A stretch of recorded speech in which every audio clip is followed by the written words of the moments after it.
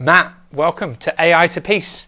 It's a pleasure to be here, Jeremy. It's been a long time. Yeah, well, it's my absolute pleasure because the audience don't know that you have been a massive supporter of Peace One Day, and the Peace One Day website wouldn't be where it is today if it wasn't for you. You've backed us for, I don't know, however long it is, years, free, with all of your amazing teams at the Green Lemon Company. So a big shout out to everyone at the Green Lemon Company. But thanks, Matt, for all the support you give us. It's massive. You're very welcome. I've got to say, it's them that do all the work. It's my fabulous team that do the work.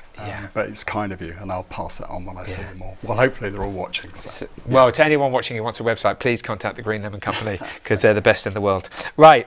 So when you hear this phrase here, we're talking about AI to peace. You know a lot about it, right? AI to peace, this phrase, what does it mean to you when you hear it? It's a great question. It's very interesting because the two sides of the coin are mutually dependent. What I mean by that is if you look at AI, it's got such power in things like food security and equality and managing climate change and resources, etc., etc. And all of those things to us are what equality across the planet is all about. And if you don't have that equality, you can't have peace. It's a platform for peace. And if you flip the coin on its head, AI is not a thing. It's not something you plug in. It's a worldwide change of existence for the human species and for our planet. So we need community, national, international collaboration to make sure AI is implemented safely, ethically, for the benefit of every species on the planet. And for that, you need peace. So peace is a platform for AI. AI is a platform for peace, if that makes sense. Yeah, that makes complete sense. Lovely to hear that. Let's just talk about, because obviously Peace One Day wants to put constructive narrative that informs, inspires and engages people towards action that's measurable. So we're really into the kind of positive story, right? We don't want to frighten anybody. What's the point? But let's just talk about for a minute before we get on to the more positive side of things. What do you fear? I mean, about AI, what worries you about it? Sure. I think it's a question that everybody's trying to answer, including government, with regulation. But I think we're at a knife edge, and we can go utopia, dystopia. And utopia, to me, is huge advances in medicine, like I say, in food security, etc., for the benefit of every species on the planet. Utopia, perfect, that's what we want, and that's what AI is capable of delivering. Dystopia, again, is the other side of the coin, which is where the narrative is controlled by big tech, by government, by pornography, by the military, etc. And if they're controlling the narrative solo, then it changes the way in which we embrace AI. So we try and encourage everybody, every community, to get involved, understand what is AI, because there's a lot of misconception around it. What does it mean to our communities, individuals, companies, etc., and what needs doing right now to make sure that we protect the vulnerable, make sure that AI is democratically accessible to everybody. Yeah. What are you saying to the youngsters when they say, Dad, you know about this Green Lemon Company? What are you saying to the youngsters about AI? You don't have to say much to youngsters because they're all over it. They're using it on their phones, they're using chat. My daughter, for example, uses AI for her studies. To them, it's just another wave of technology. But I don't think they quite appreciate the social engineering we're going to have to go through to make sure we implement correctly and safely and the changes it will bring. But for them, it's just part of the progression of the planet to a different future. Yeah, it's very interesting. Very, very interesting. Okay, so let's just talk about AI and it being harnessed to manifest a more peaceful and sustainable world. And you brought on, you've already talked about some of those things. Yeah. But when you think about it, when you think about the AI side, what excites you most in relation to some of the big changes that we can see that are helpful to your youngsters and my family? Okay, again, very good question. I think the first thing to realise is AI right now is as bad as it's ever going to be. It will only improve exponentially from now on. And I think the power in that to solve a lot of the really complex global problems that we have is there. We just got to make sure we've got the right actors with their hands on the wheel. And it really does excite me. We will see the end to certain diseases. Like I say, if we do this right, we should see the end to problems with food security, with climate change, access to resources, etc., etc. So I think we'll go to utopia, but it does mean everyone's got to get involved in the conversation. and the debate and look at the governance and the rules and ethical implementation. We don't want a bunch of big tech companies and retail companies telling us what to eat, telling us who we love and who we hate and what we should buy and what we shouldn't.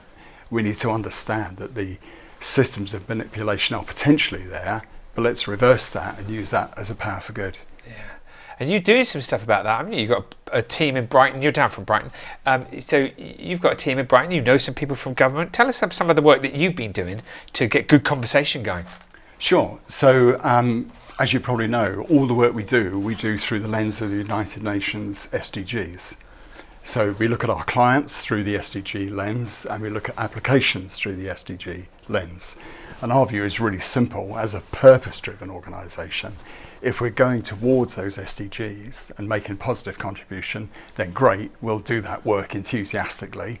If it's going against the SDGs, then we'll respectfully decline. So a lot of our work is about not just building systems, but using AI to make positive difference. So when you do this positive difference, how do you feel your teams, right, Green Lemon Company, how do you feel your teams at Green Lemon Company feel about you having a view like that? I mean, that's pretty special. I mean, I know that of you, that you're going to take on business if it's supportive to the manifestation of a more peaceful and sustainable world.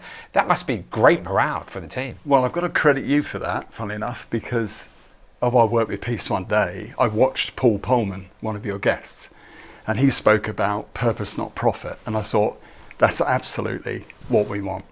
So we started a pivot towards a purposeful organisation 3 years ago. Still on that journey now, and it's a long and complicated journey. But our guys love it because they're not just writing code, they're making a difference in the world.